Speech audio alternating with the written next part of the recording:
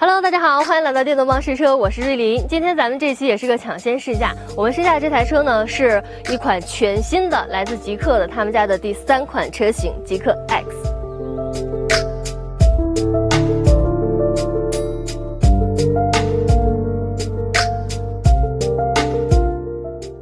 极客家之前的车不都叫001几001几吗？但是它这个开启了一个全新的产品序列 X。那这台车呢，首先跟大家说一下，它是一个依据 SEA 浩瀚架构打造的纯电紧凑型 SUV。而这台车它的目的或者说它的一个理念呢，就是要定义 A 级车的豪华标准。所以说别看它是小小的一台，但是它还是非常有料的。那这台车首先基础信息跟大家来说一下，它的尺寸呢，长度是4450，宽度1836，高度是1572。虽然说是很小的尺寸，但是它有2.75米的轴距，所以说你从视觉上它会有一定的这种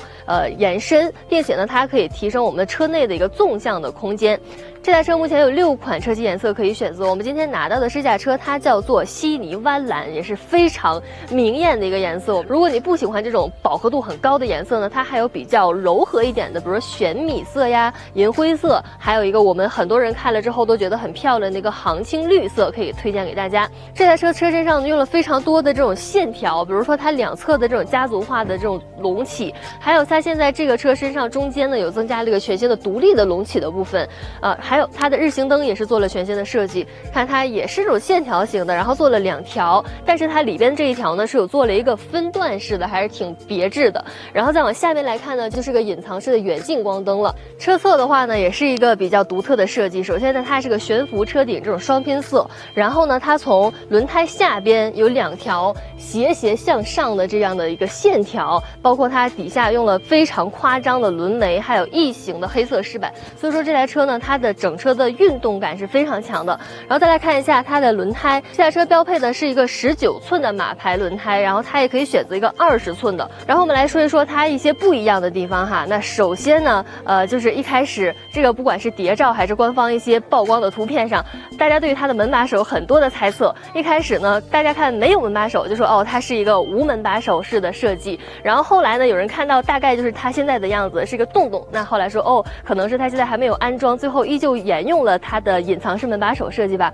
那现在给大家来公布一下，其实说的都对，这2种都有。如果是大家看到的那个没有门把手的那个是要大家来选配的，它是在门边上会有个按钮，我们按一下之后呢，它是一个电动的门，就会给大家自动的打开了。然后我们现在看到这个呢，就是标配的。它虽然说呢也是一个有门把手式的设计，但是它这个门把手呢是会向里边翻折下去，它不会出来。然后并且呢，给大家展示一下。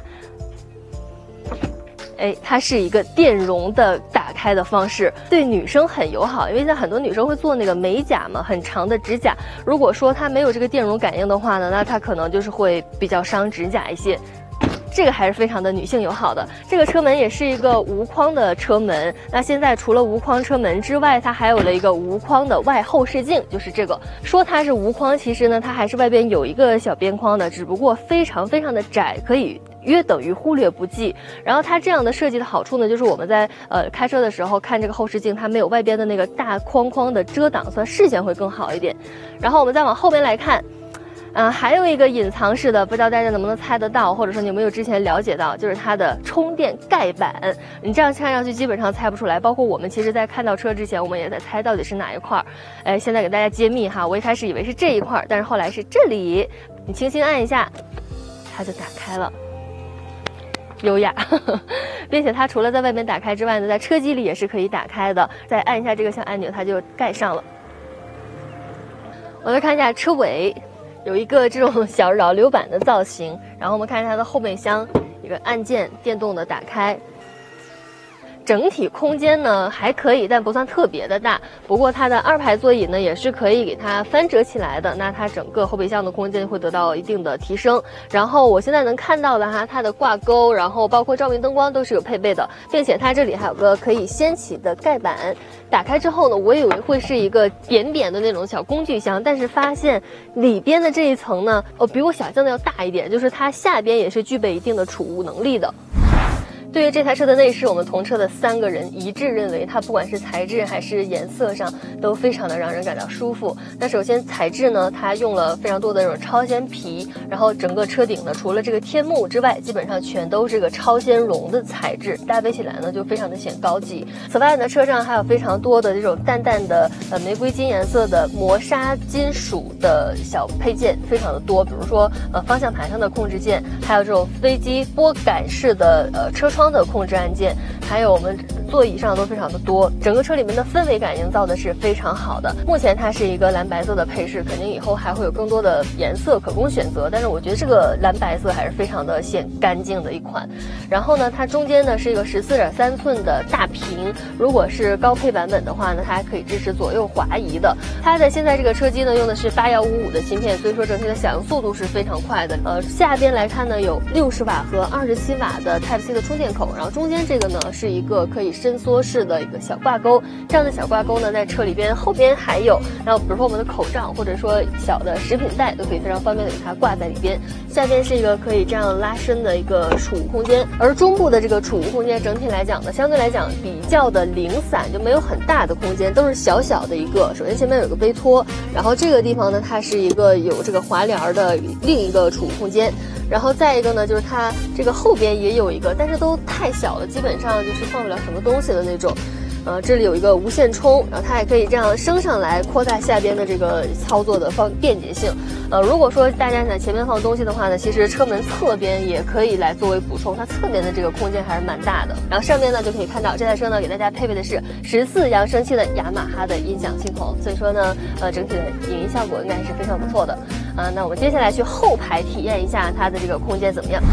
好，现在呢前面的主驾呢是按照我们摄影师的驾驶坐姿来调的，因为它肯定比我要更高一点哈。我们增强一下难度来看一个后边的这个空间表现。那我身高是1.68米，然后我坐在后边，整体的感觉还是非常的宽松的，不管是这个腿部空间，还是说这个脚可以向前的延伸，整体还是非常不错的。包括头部空间也比想象当中的要高出很多。然后另外它侧边呢，像这种小触控的阅读灯也都是有配备的。还有下边充电口，空调出风口的话呢是设置在了两侧。那整体我对于后排的评价呢，可以说是还是比较高的。它整体的乘坐舒适度、座椅的柔软度都非常的不错。只不过它中间地台呢不是纯平的哈。这个车除了5座版本之外，它还有个4座版本，要更加的奢华一点。不过呢，5座我觉得可能是更多的家庭使用者会来进行考虑。接下来咱们聊一聊这台车的驾驶感受。我觉得驾驶感受是这台车的一个猛料了。那首先呢，我们今天上午的时候呢，就有从酒店开到刚刚的营地，开了80多公里，城区、高速，包括高速上的一些隧道，我们都是有经历到的。现在呢，跟大家来分享一下整体的一个驾驶的感受。那首先呢，这台车的动力和它的底盘悬挂是可以给很大的好评的，尤其是在动力和它的加速踏板的调节上。首先这台车它的动力就非常强哈，我们这台车是一个前后双电机的4驱版本，它呢是前115千瓦，后200千瓦的永磁同步电机，然后最大的扭矩呢是543牛米，所以说它整体的动力呢是非常强的。这台车的0-100加速呢是能够达到3秒俱乐部的，所以说整体的提速是非常快的。然后还有一个呢，就是它的加速踏板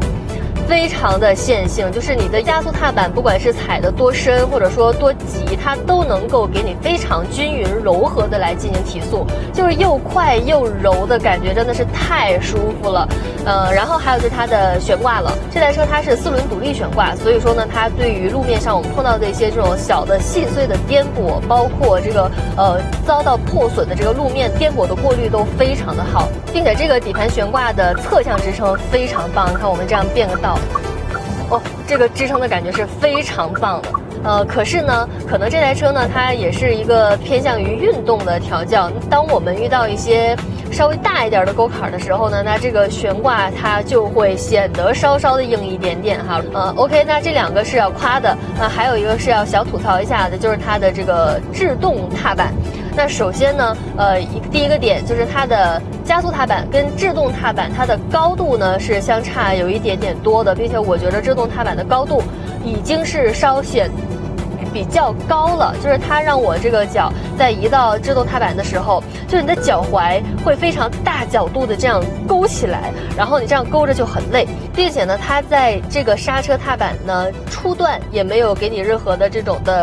框量，就是你只要脚踏上面，它就会有较强的制动力，那导致你的脚踝就会长时间这样勾着，然后如果是开的比较久的话呢，会有一点累的。不过呢，它的制动力还是要表扬的，尤其在高速上，你在车速很快的行驶的时候，前面有突发的情况，或者说有这种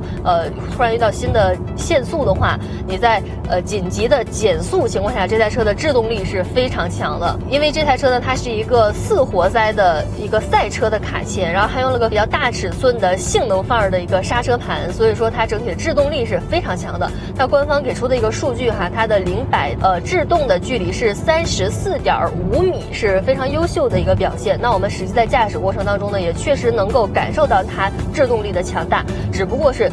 就是需要把这个制动踏板的这个力度，包括它的这个高度再稍微调节一点点的话会更好。那这一点呢，我们也是有跟厂家去来反馈的。现在我们的这些试驾车它都是工程样车，在大家拿到量产车之前呢，它也还会进行一些优化和调整。目前呢，这台车的加速、能量回收还有它的转向都是有3级力度可以调节的。然后我们现在呢是方向盘调节的是舒适模式，但是由于它没有电子助力，这个已经是它最轻的一个状态了。但是我觉得对于女生来讲吧，可能还是稍稍有一丢丢的重，但是它方向盘的指向性、灵敏度还是非常 OK 的。加速踏板的话呢，像我们现在在高速上用的是运动模式，因为太爽了，一定要在高速上用这个运动模式。如果在城区里的话呢，其实用标准，我觉得就非常好了。至于它的能量回收呢，我们现在也是一个标准的状态，就是它能量回收的，如果说是最弱的那一个等级的话呢，你基本上感觉不到。然后中等的这个标准，我觉得是最舒服的一个，就是它既不会让你造成那个眩晕的感觉，然后呢，它还会有一定的这种的减速的制动力。比如说我们今天上午在隧道里边。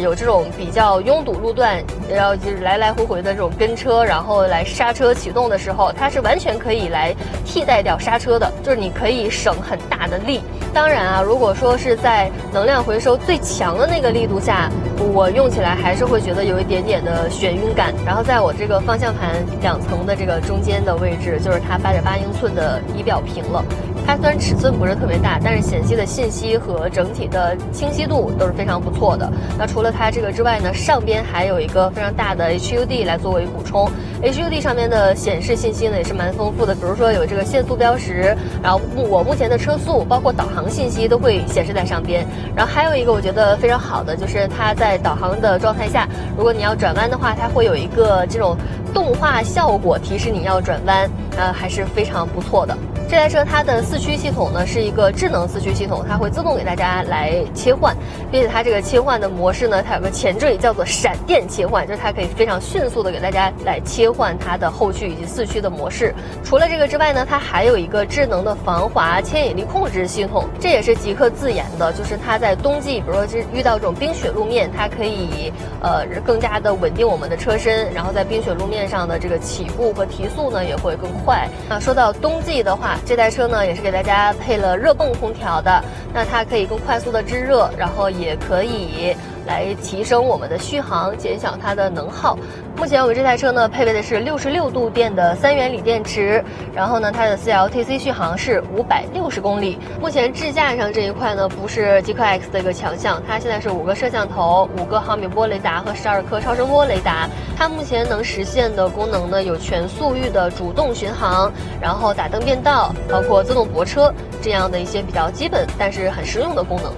今天整体体验下来，我觉得极氪 X 这台车还是有非常多的点是很值得让人喜欢的。那首先我觉得它不管是在驾控上，还是这种豪华舒适氛围感的营造上都非常的到位，就是它你给人看的面子和你自己用起来的里子，这台车都给你的非常的充分。虽然说也有一些可以提升的小的点哈，那我们在以后如果等它量产之后再有机会去试驾的话，我们再来给大家分享。这台车的价格呢，我们目前只知道它是20万级别的，但是具体的售价要等它上市之后才知道。那你觉得这样一台 A 级的纯电豪华运动 SUV 会定价多少呢？